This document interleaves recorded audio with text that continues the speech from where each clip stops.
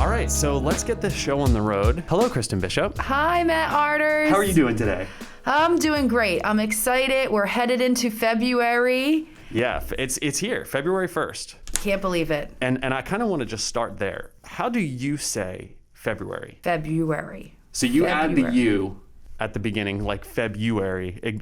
Okay, that's fair. How do you do it? I've always tried to say February with the RU in there. Yes. And I recently got into a debate. We'll call it a debate about that. And I wanted to start our podcast at this point and see where you landed. Let's see what Google says about this. That R is important, especially for the kids. It's hard when you have you're from the outside Philadelphia area and you still tend to have accents that are probably not the best for pronunciation.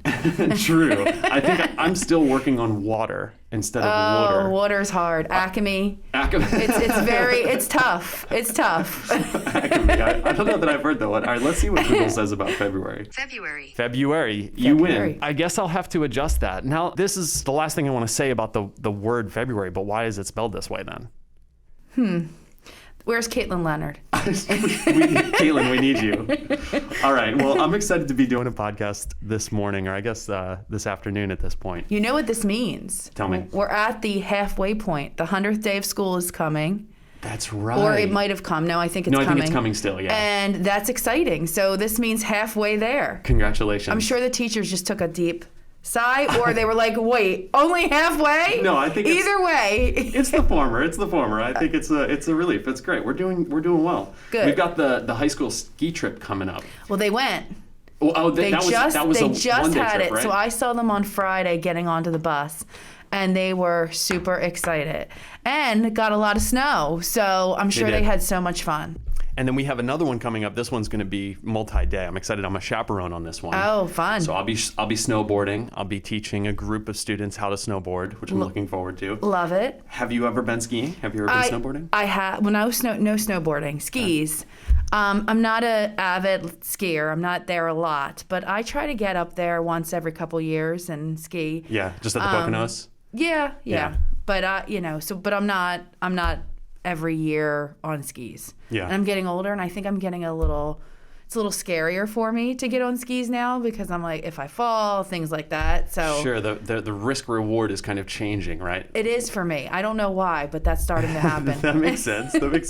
Well, yeah, I'm excited about that ski trip. I haven't been snowboarding at all this year, so this is going to be a fun one. So February is Black History Month. Correct. And I took a few minutes today, and I wanted to learn a little bit of the history of Black History Month. It was first proposed at Kent State University, and this was back in February 1969. And then the first time that it was kind of recognized nationally was 6 years later in 1976, 7 years later, by President Gerald Ford. It's a time to remember and celebrate people and events in the African American history and also the African diaspora around the world. So happy Black History Month to everyone out there. Definitely. Let's talk about some key February AGCS dates. We'll blast through these quickly here, and then we've got a bunch of stuff that we want to talk about today, I think. Yep. Right? So first off, Tuesday the 8th, we have our Parent-Family Engagement Series. This one is Building Respectful Relationships. That's from 7 to 8 p.m. Tuesday the 15th, we have a board meeting from 7 to 8. I'll put out a reminder on social for folks who want to join the live stream there. On the 21st, we're closed for President's Day. And then finally, for AGCS focus dates at least, we have on Tuesday the 22nd, there's a program of studies and scheduling overview. That's from 6:30 to 8, and it's for current 8th to 11th graders. I think Mr. Bruto might be leading that. He does, yep. And then, of course, other key February dates here. Today is the first day of Chinese New Year. It is. AKA Lunar New Year. And then we've got Groundhog Day coming up, an underrated holiday in my mind. Agreed. Do we think that he's going to see a shadow or not see a shadow? I feel like we've gotten a lot more snow this year than we did last year. I think so, especially up until this point, right? Exactly. I can't remember. I always forget. What's the rule? If he sees his shadow, what happens? That means... If he sees his shadow, then I believe we're going to have how many more days of winter?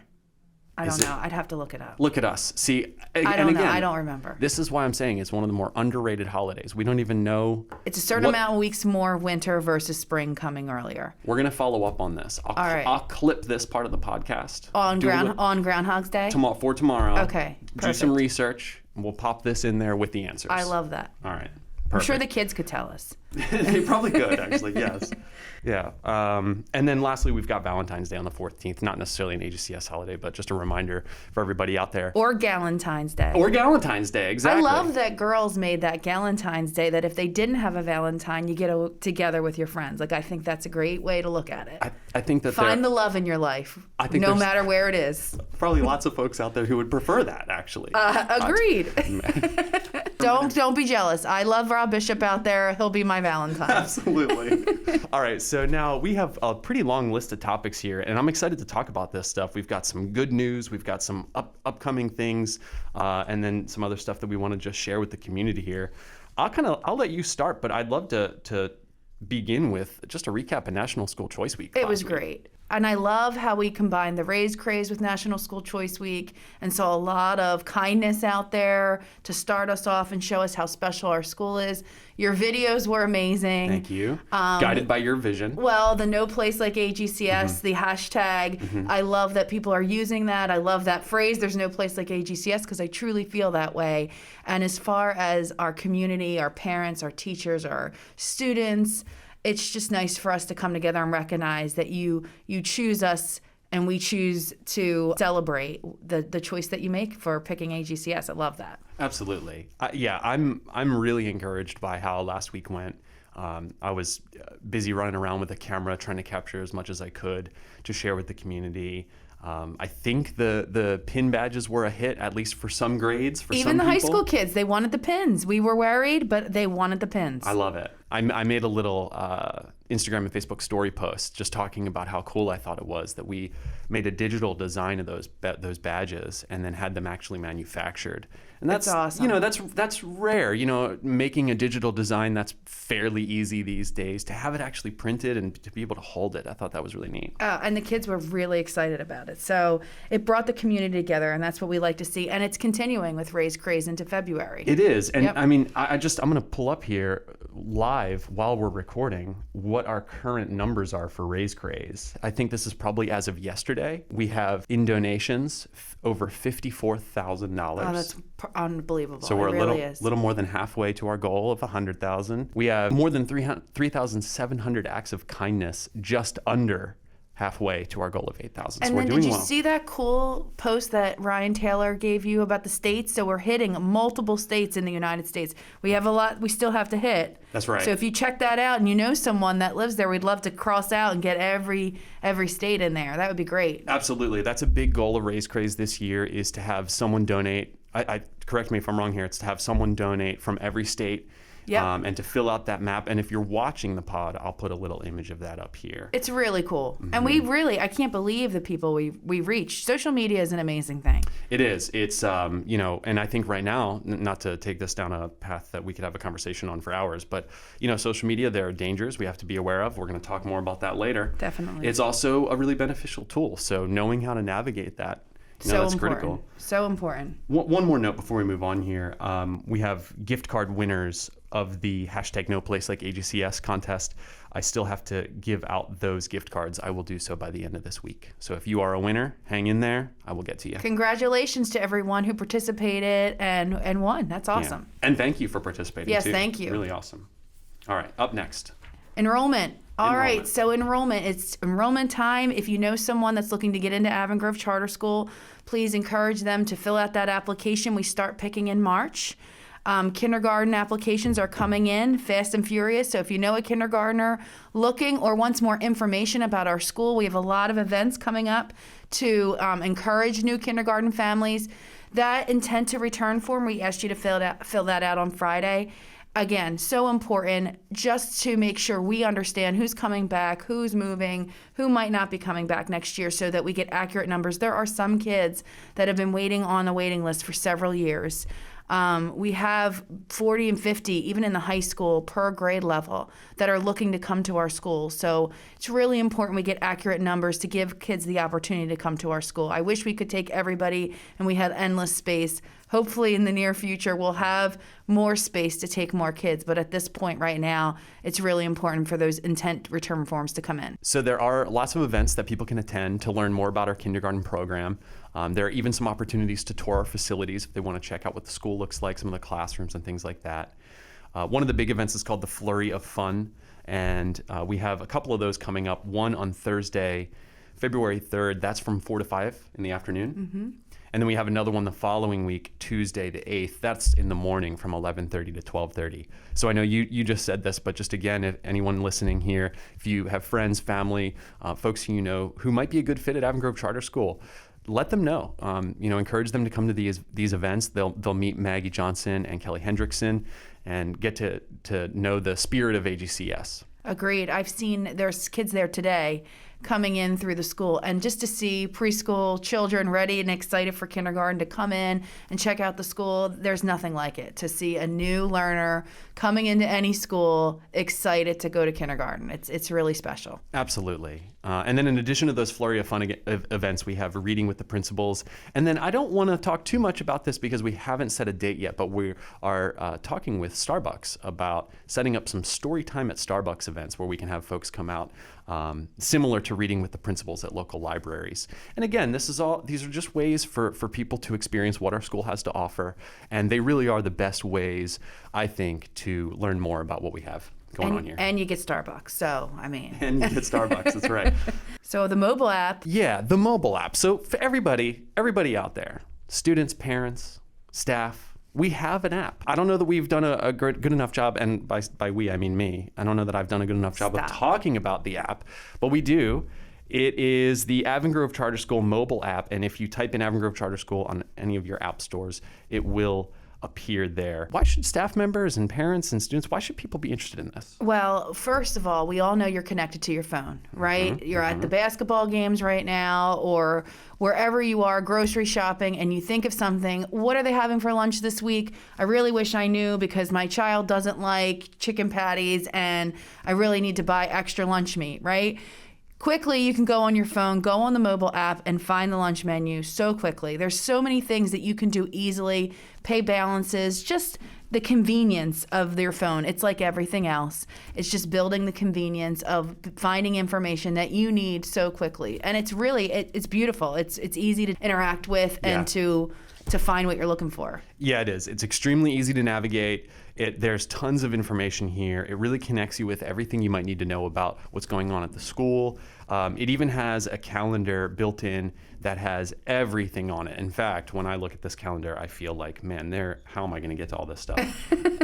No. You're not. Right. But no, it is really great. So folks, if you haven't yet checked it out, please download the Avon Grove Charter School app. So the next thing we were going to talk about is just the letter I sent out recently about responsibilities of using technology. Right, digital citizenship. Mm-hmm. And our kids have phones. We understand why they have phones. They're out and about. We can find where they are. It's good to know location, good for kids' security, all of those things. Our kids are gaming. It's part of their everyday life. Right. Our kids have been home with COVID, and their access to technology at home has been so much more than it's ever been. And so it's just really important as parents that we know what our kids are doing, because it also gives an opportunity for people to do really horrible things. And we have to protect our kids, and we have to come together.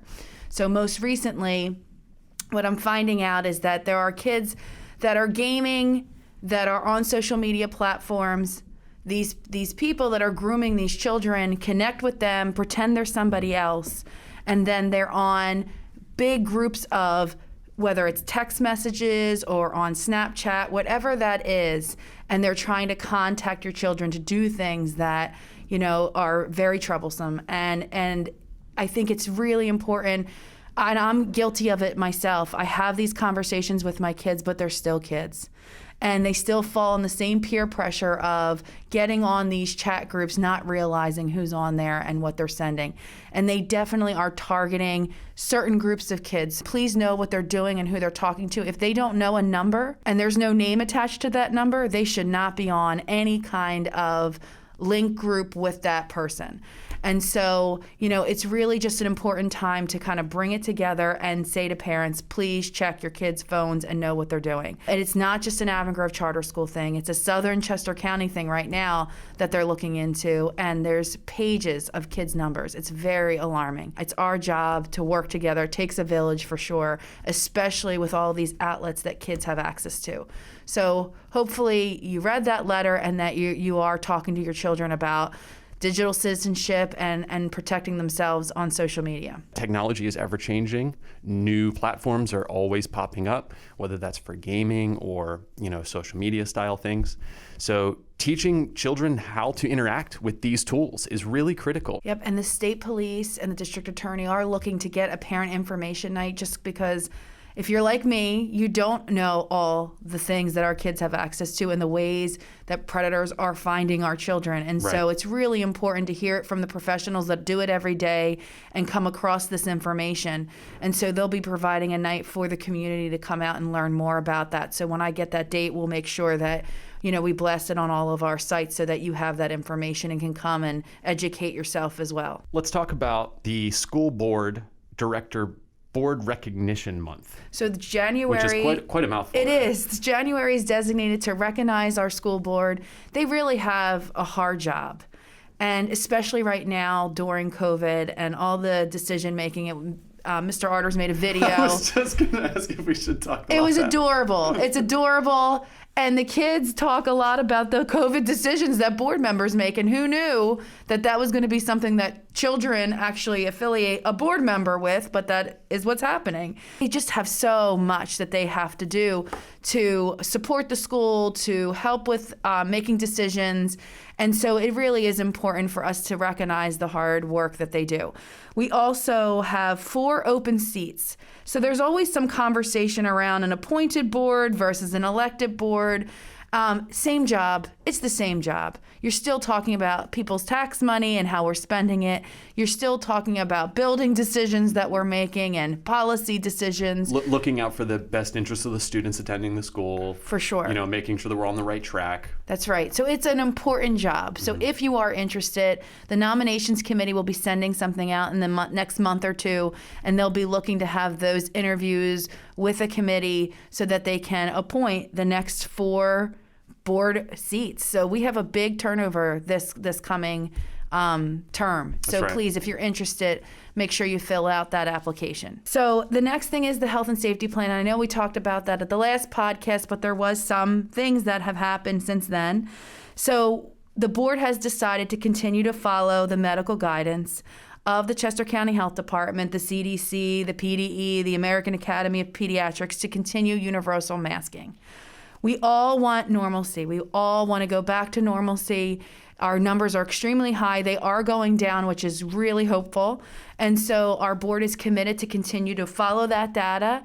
And if the Chester County Health Department changes guidance on universal masking, we will look at it then. Or if we start to see the numbers decline, we will also look at universal masking versus optional masking. So I know that's a big topic for parents right now. When the Supreme Court voted, it went right back to the LEA as board members. I don't think any board member really wants the responsibility of making these decisions. I think it's really about trying to stay aligned to the medical professionals that are giving us guidance. I wish we could all get on the same page about this because it does cause more confusion for families when they see schools doing different things, especially regarding children's health and safety. And I completely understand why that's confusing and frustrating. It's confusing and frustrating for me as well. And so we are really, again, just trying to follow the guidance of the Pennsylvania Department of Education and the Health Department to keep us safe, especially during this height in numbers. But fingers crossed. We'll see the change. You did see the change in guidance and contact tracing, and the board decided that we would continue to alert close contacts to be aware, but we are now no longer mandated to do that through the Chester County Health Department. It's just really important for people to understand. It's not that it just went away and they're no longer contact tracing. It's that so many people were positive for COVID, it was unmanageable and it started to be not effective as far as doing it properly. And that's why they decided it was no longer something schools needed to do. Right. Yeah, and again, this is one of those topics where I don't know that there's much I can add other than to underscore something you said that I think is important, which is that it's changing constantly. We need to be flexible, and I think that Avon Grove Charter School has done a good job of that, of staying informed about what the medical community is saying, what they're advising, and then using that to inform our decisions here. You've said this many times. I've heard you say it at board meetings as well. This is the first time any of us are doing a pandemic. It's the first time that we're making these decisions. And so, I just want to underscore that fact. And it's one of those things where when you're in a position to make decisions that affect a lot of people, I don't know that everyone's going to be happy. There are going to be some people that are impacted negatively one way or another, and we have to kind of just be mindful and try to pick the path that has sort of the best the best outcome that we can see. Agreed. Agreed. Next week is National School Counselor Week, and it's a time for us to celebrate everything that our school counselors do. Last week, Mrs. Taylor made a video with all of our school counselors talking about their role here. I thought it was great to listen to some of that. But man, they do a lot for our school. They really do. And in a time where we are transitioning in school during a pandemic, there's a lot of social emotional needs, and they really have just rise to the occasion of supporting children every way they know how to do. So I appreciate what they're doing right now, especially during this time. And it's, every day we want to thank people that give back to our kids, but it's nice that they've designated a week to recognize that important work. Yeah, did you see the video of some of our counselors talking about that? I loved it. There's a point where Mrs. Zabo is talking about how one of the biggest changes is she's had to learn how to read people's eyes and all of the emotion and all of the things that we can store in there. I thought that was such an interesting takeaway for something like how to be a school counselor during a pandemic, and sharpening that skill of reading people's eyes. Agreed. You can tell a lot from somebody's eyes, for sure. Yeah. So she was also very nervous before that video. Oh, I didn't know that. Oh, yeah. I wasn't there for the filming. I didn't realize you didn't like to be on camera, but she did a great job. They all did. I thought that was so fun. They did. I love it. And then facilities, I just wanted to shout out, snow is not easy. It is not an easy task, and there was a lot of it, and we're probably going to continue to get some snow. And they're here on the weekends. They have to ice, and they have to put out the salt and everything else. So I just wanted to make sure that we recognize the hard work that all schools have in facilities with this weather. Along with that, I wanted to say there's a capital projects coming up this summer. So we have the parking lot. If you've seen the parking lot at Campbellsville, they park on the grass because we did add staff. We leave some spots open so that we can, get car line in and out at an adequate time and stage the cars, which is causing some hardships for this campus. And there was mud all over the street. It was a mess. So our facilities department stepped up. They put some wood chips down. They're working on that, but that is a capital project for the summer, and we're looking to pave some of that area and be able to park more cars up here in the front. Along with that, we're looking at ventilation, and then there's always is it going to be here? There's, shipping problems with COVID, and I'm sure everybody's aware. So there's just a lot of extra that goes into facilities right now during all of this trouble. And so I think it's important for us to acknowledge all of the obstacles that they're going through, but getting the job done. Yeah, shout out to our facilities team. Agreed. Every time I interact with anybody, whether they are, directing the effort or carrying out those tasks, they're always in good spirits and getting the job done. It's hard work. Yeah. And we're looking for facilities crew. So if you want to make a difference and you hear this podcast, apply. We're always looking for facility staff. That's right. Yeah. And for information about that or anything else that we've covered here today, go to agcharter.org. If it's not on there directly, there most likely will be a link somewhere directing you to whatever the information is you need. And then there's just summer camps. So summer camps are coming. That's right. Summer camps. And so you'll be seeing that information as well. So I know parents are going to start to look for how is our summer going to go. So those annual summer camps that we have are going to be happening. So all that information will be out. I know they love the farm camp, and that farm camp one there's limited space, and so it fills up really fast. So if you see that information and you really want to go, make sure you fill that out. There's STEM camp. There's a learning camp, there's ESY, there's all kinds of amazing things that are happening. But on top of that, we have all those capital projects. So our space is very limited. That's right. On how many kids and the time during the summer that we can offer those camps. And I'll be sure to share information about those camps as they come up. Sounds good. And is there anything else that you'd like to cover? There's one more little bonus thing I had here. Yeah, I was curious. The bell ringer. Yeah, this was something that I think I'm probably more excited about than anyone else, but I think it's a win. Mr. Bruto, this was 2 weeks ago now, sent me something that the Pennsylvania Department of Education was looking for schools to record the opening for their Pennsylvania Department of Education podcast. So we did. I partnered with Mr. June and some of the musical students and staff, and one afternoon we wrote and recorded a little opening, and I thought it turned out great. It did. I actually, now that you're saying this, I saw the video that you made. I loved it. I took, I don't know whether people made the connection here, but that video was very much supposed to be like we're making a podcast intro, so this video is very sort of journalistic. You might have heard my tone. My speaking tone was a little bit more down here, kind of relaxed. I love that. No, but the folks over there at the PDE got back to us. They did? And they said they absolutely love it, and they'll let us know when it's available. That's so great. Yeah, so that's really cool. So thank you to all the students. Maybe we should do a little contest for our intro. I was, I didn't have that in mind, but we should absolutely do that. All right, well, thank you for taking time to talk today, Mrs. Bishop, and we will see you again for the March edition of AGCS Monthly News. Sounds great. Thanks, everyone.